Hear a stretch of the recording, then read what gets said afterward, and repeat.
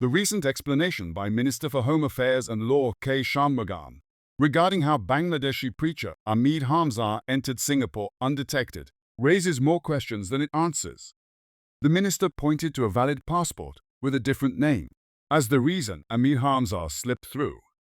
However, this explanation seems to overlook a glaring issue that becomes evident when examining a publicly circulated poster for an event featuring Amir Hamza. This poster, written in Bengali and posted on Amir Hamza's own Facebook page on 8 August 2024, clearly advertised an event scheduled for August 9th in Singapore. The event, to be held at Tech Park Crescent in Tuas, Singapore, was not just any ordinary gathering. Amir Hamza was explicitly listed as the featured speaker, identified by name and photograph, with the poster providing clear details about the timing of the event after the Maghrib prayer. Additionally, the poster mentioned another performer, Naim Uddin Nijami, who would deliver an Islamic music performance.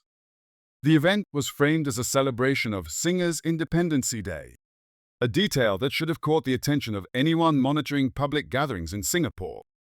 The poster wasn't hidden, it was publicly accessible on the Facebook page of a known extremist figure.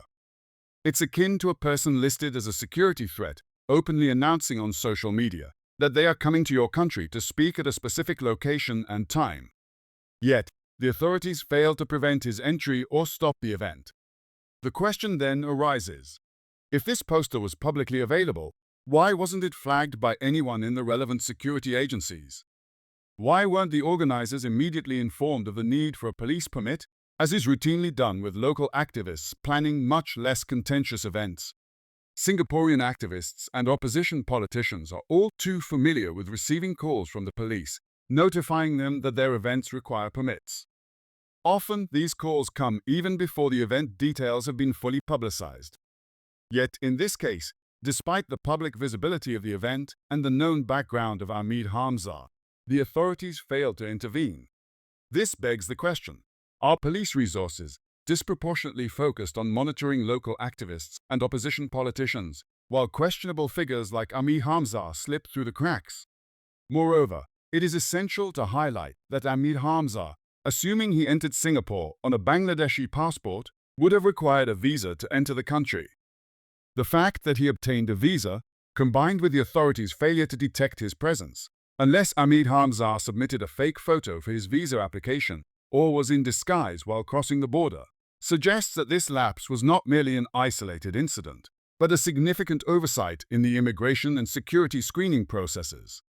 Minister Shanmugam has stated that Changi Airport must balance security with a friendly visitor experience, and it is impossible to interview every individual entering the country. He was no different from any other person who is coming into Singapore. So we cannot work backwards in this, but we have to see what has happened. We will look at it, but bearing in mind that we need to make sure that we balance the security needs with the needs of the economy too. While this may be true, the incident with Amir Hamza suggests that there are serious flaws in how certain individuals are prioritized for scrutiny. The fact that this event occurred, despite all the safeguards supposedly in place, indicates a need for a thorough review of the processes that allowed it to happen. The publicized poster, posted by Amir Hamza himself, is a stark reminder that the warning signs were there for anyone who was looking. The authorities' failure to act on these signs suggests a deeper issue with how potential threats are identified and managed. The poster had all the relevant information, the date, time, location, and the name of the speaker, who should have raised red flags, and yet it seems that no one in the security agencies picked up on it. Instead, they only became aware after a police report was filed days, likely spurred by a Reddit post on 12 August, after the event had taken place. This raises serious concerns about the effectiveness of current monitoring and intelligence practices. Singapore prides itself on being a safe and secure nation, but this incident has exposed vulnerabilities that must be addressed. The public deserves more answers and assurance that such a lapse will not happen again. The focus must be on improving our systems, not justifying oversights with vague explanations.